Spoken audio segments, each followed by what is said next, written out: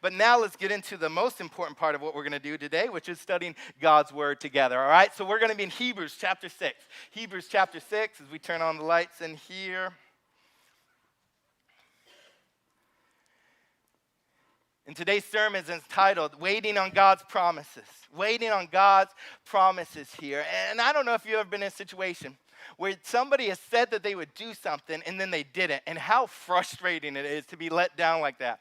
I recently read online just some good advice here to the ladies in the audience. They said, ladies, if your husband said he's going to do something, then he will do it. There's no point in reminding him every 6 months about it.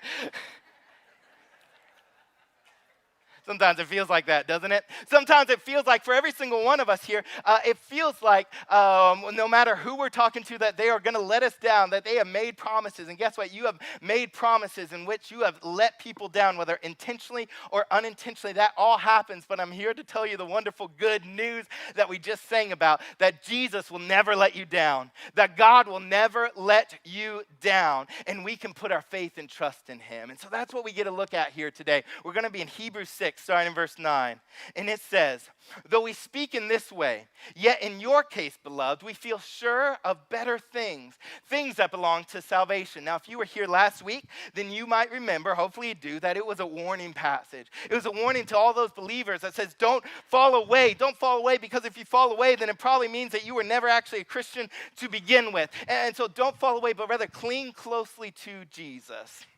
And it was a strong warning, and it was a scary passage for many of us here. But then whenever we get to this verse, the very next verse, he says, even though I speak in that way, that kind of scary, intimidating way, he's like, but I got a good feeling about y'all. I got a good feeling about you guys. And so that should hopefully bring us some encouragement, because it reminds us here that if we have put our faith and trust in Jesus Christ, we are following after him. We're not going to ever be perfect, but yet we can have confidence that he has a better feeling. Beloved is a word that he would use for somebody that was a Christian there. He's talking about, but you guys, because I know that you believe, you can have that full assurance here. And so in the next verse 10, it says, for God is not unjust. And honestly, I was thinking this week, it's like you could just put a period right there, couldn't you? And that would be a true statement above any other statement, that God is not unjust, even on the hardest days, even when you've been betrayed, even when everything goes wrong, God is not unjust. And so he is not unjust specifically, though, so as to overlook your work and the love you have shown for his name in serving the saints, as you still do.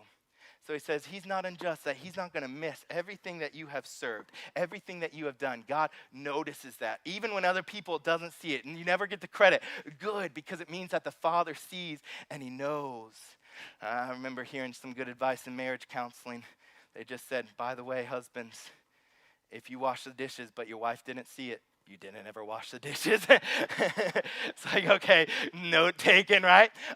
But here's the deal. We don't do it to get honored from other people, do we? We don't do it to be glorified. The Father says, Jesus said in the Gospels here, I see what you do in secret, and I'm going to bless what you do in secret. And notice here, we do it not even for the sake of other people. What do we do it for? The love that you have shown for his name. The Lord's name. We do it because we love God. And if you love God, then you can't help but serve other people. So many of us spend our entire Christian life coming to church on Sunday mornings and leave, and we never step up and we never serve. We never do anything, even around the house with our family. Like, it's always about me. How can I focus in on me? How can I make this whole thing about me? And at that point, you have to say, well, who's the most important person in your life? Is it the Lord or is it you? Because if it's you, then I would be scared that you would be the ones that would fall away one day.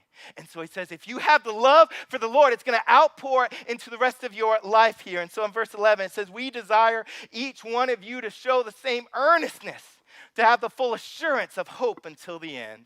So he says, I want you to have this passion, the earnestness, zealousness is another translation we'll say there.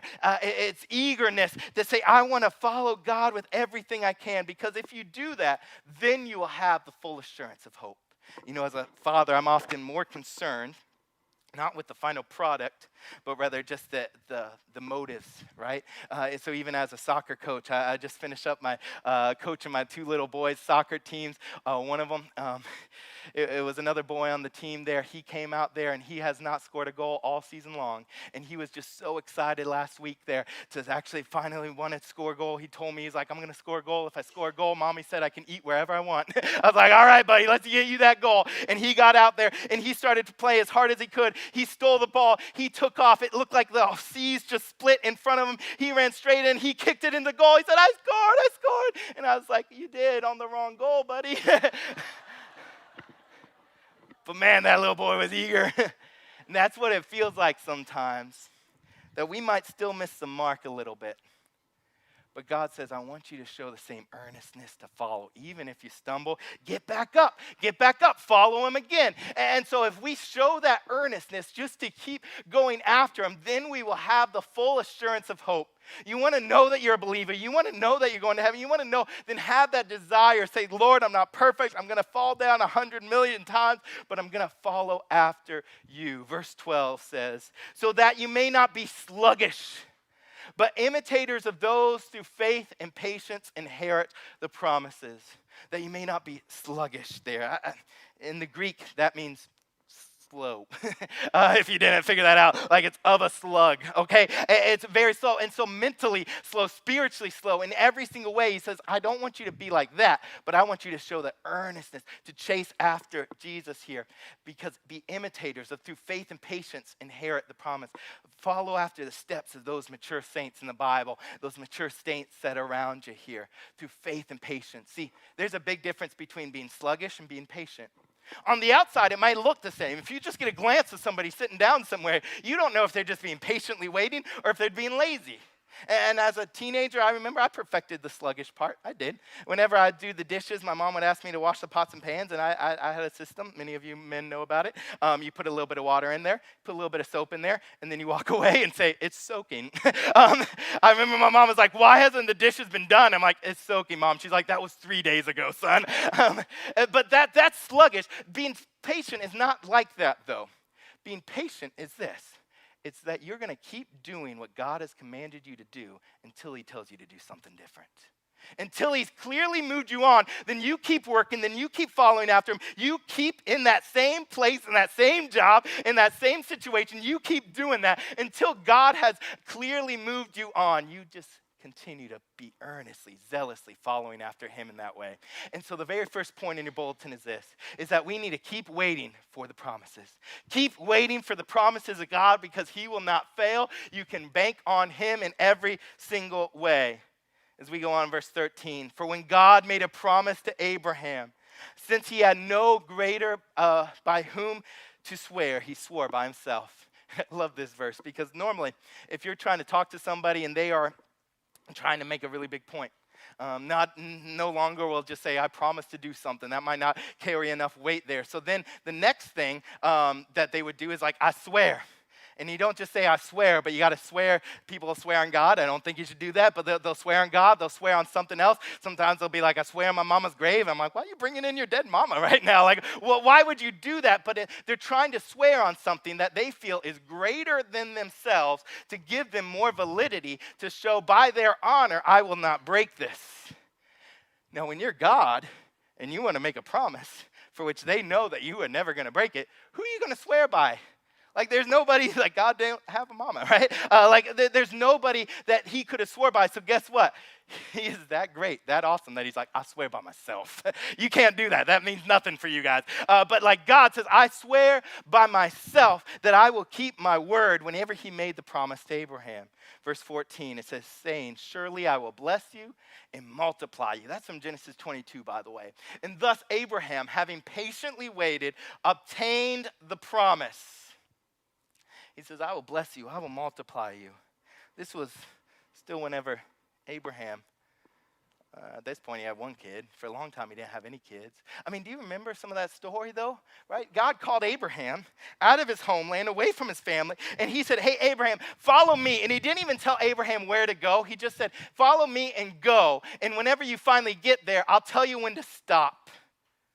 And he said, I'll trust you. And he said, Abraham, I'm going to give you a nation. And you're going to have many sons, as many sons come out from under you. Like you're going to have so many things here. And he made that promise when he was 75 years old. And I'm thinking, if I got that promise that one day I'm going to have a son at 75, I'm thinking like, okay, 9 months and 1 day, like this is going to come pretty quick, right? He had to wait 25 more years till he was 100 years old. Like, that's going to test your patience, right? And that's going to test your trust in the Lord. But Abraham said that he patiently waited. But here's the deal. If you know the story of Abraham, then you know that just like every other biblical character except for Jesus, he was also pretty dumb half the time, wasn't he? He also made a lot of mistakes. I mean, not one, but twice.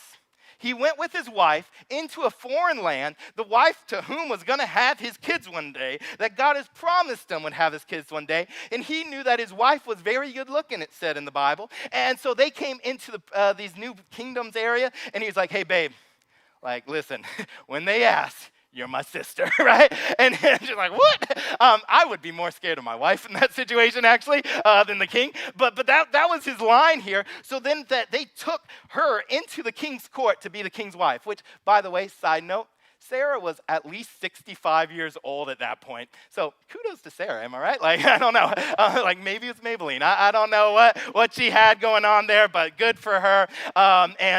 So she got taken in twice. One at the age of 90, actually. Like, good Pilates? I don't know. But, like, she got taken in, and she got taken in, and twice, like, God had to intervene. It was like, no, I got a better plan for her. I got a better plan for him, and brought him back. And so it wasn't that he was ever perfect. There's another time, you remember, that they started to get discouraged. He actually ended up sleeping with his slave girl to have a baby with them, and then whenever they started to hate her, which was predictable, he sent her out and the child to go die in the wilderness.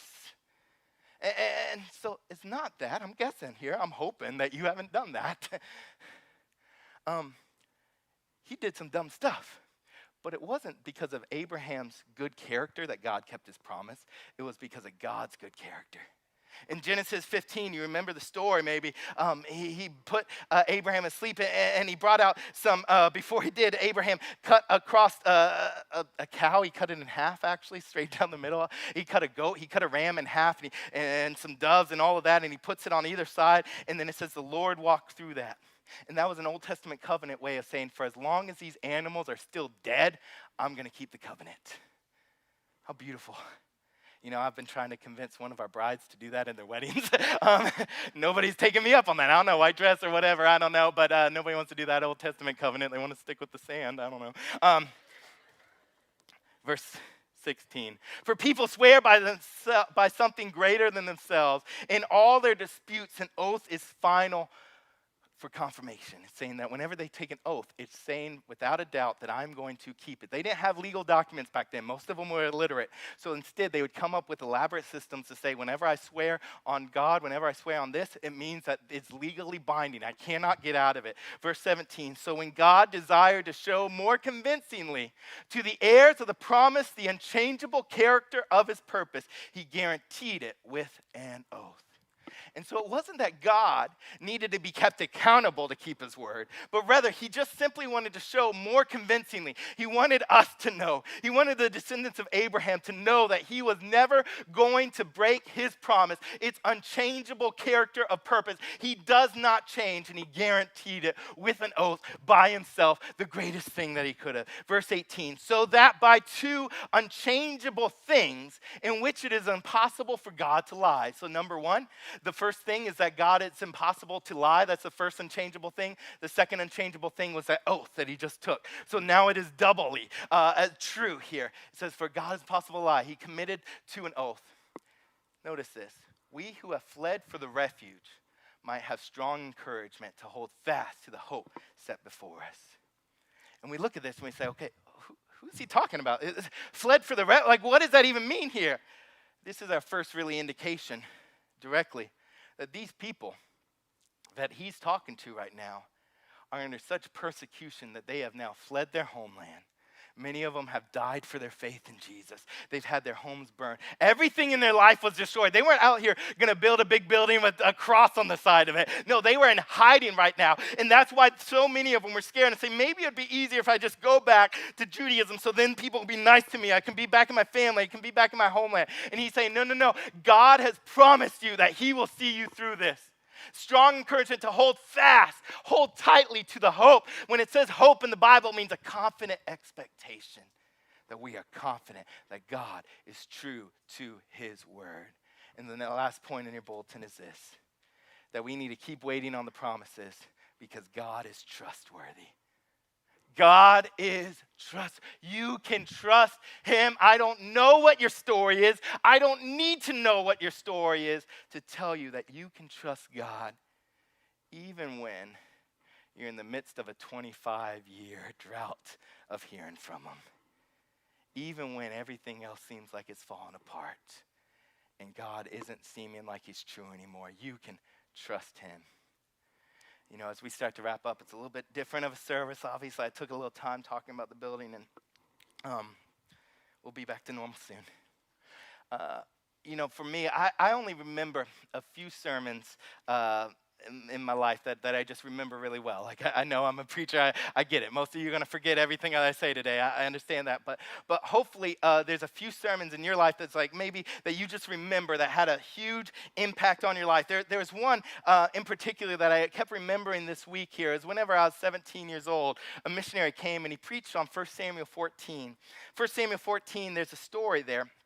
And it's about Saul and about Jonathan, and they were about ready to fight the Philistines, the Israelites and the Philistines. Now, that would have been a bad situation for the Israelites because the Philistines were actually the first people to ever invent metal swords. They were the first blacksmiths.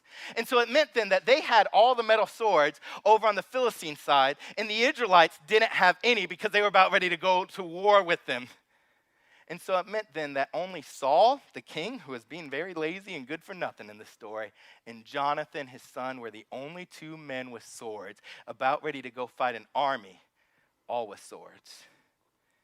And Jonathan, though, the righteous son of Saul, looked out there and said, you know what? I don't want to just sit back here and die. If God has called us to defend this land, if God has called us to fight here for the people of God, then he's going to make a way. I don't want to be out here. If God is out there in the battlefield, I want to be out there in the battlefield. And so the story goes that he goes to his armor bearer, which wouldn't have been probably just but a 12-year-old kid, too young, too weak to be in the army. He goes to him, and he's like, hey, little buddy, I got a plan. And the little buddy's like, okay, what is it? It's like, let's go attack the enemy. He's like, okay, who? Like, you and me. That'd be a little bit nerve-wracking. So he says, I have a plan. There's a garrison of about 20 men over there. We're going to go walk over to the mountain. And if they say, come up here, we're going to go up there.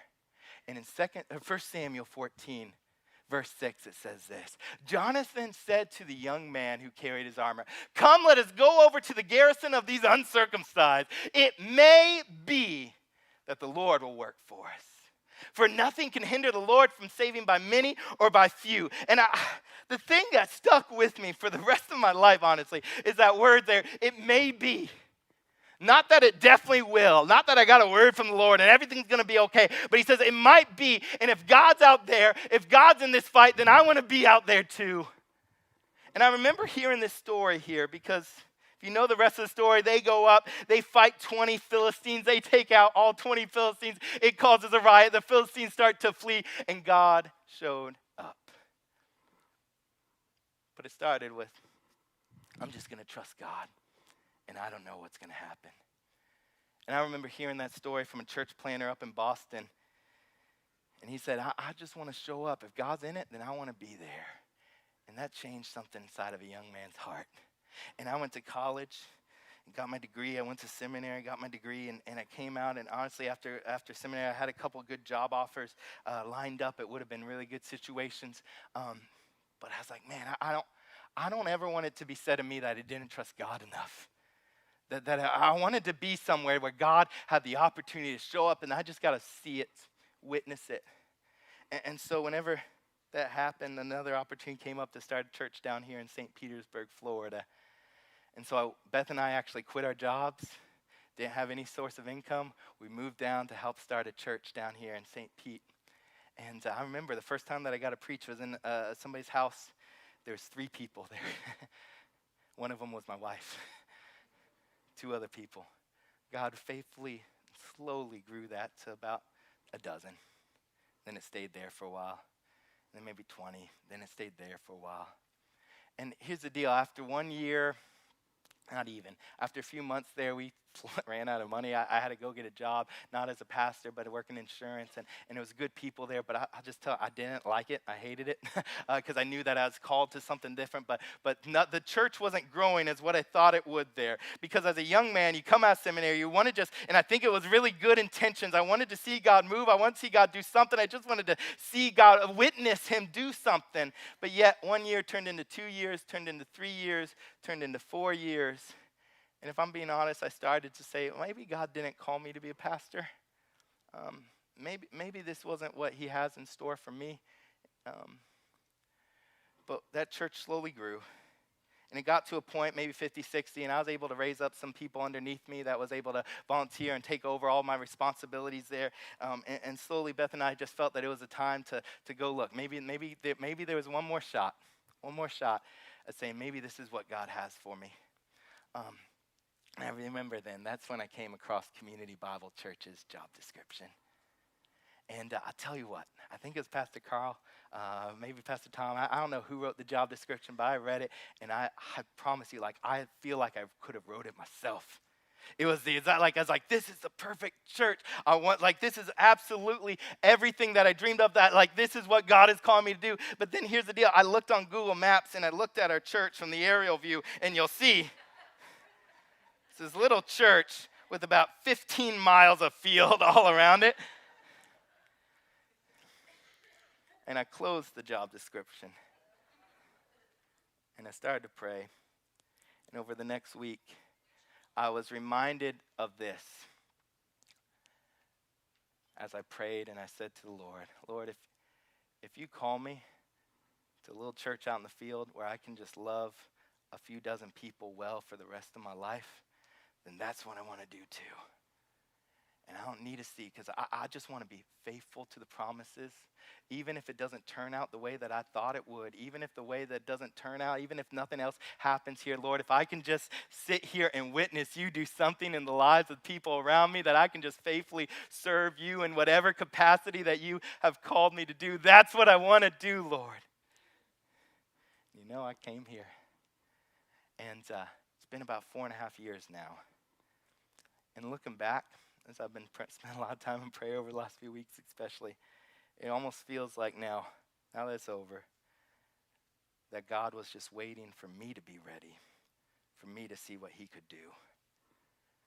See, because I look back over the 4 years and I say, I've seen God move, and I've witnessed it with my own eyes, and I got to be a part of something. And it was never my intention. It was never my imagination or anything like that. It was simply me just being able to say, I trust God, and he has done something beautiful, and I've got a chance to meet you guys. And I'm so thankful I'm here. And so I'm so thankful just what God is doing and what God is going to do. And if God's out there, I don't want to miss it.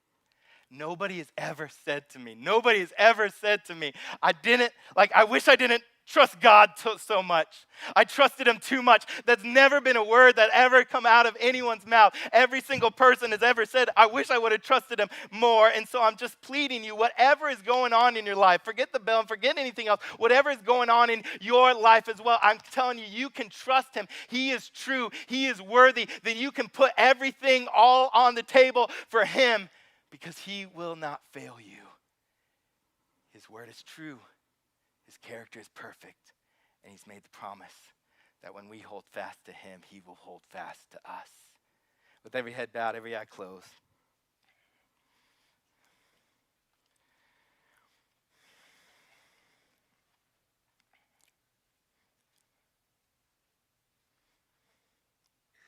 Father, I thank you.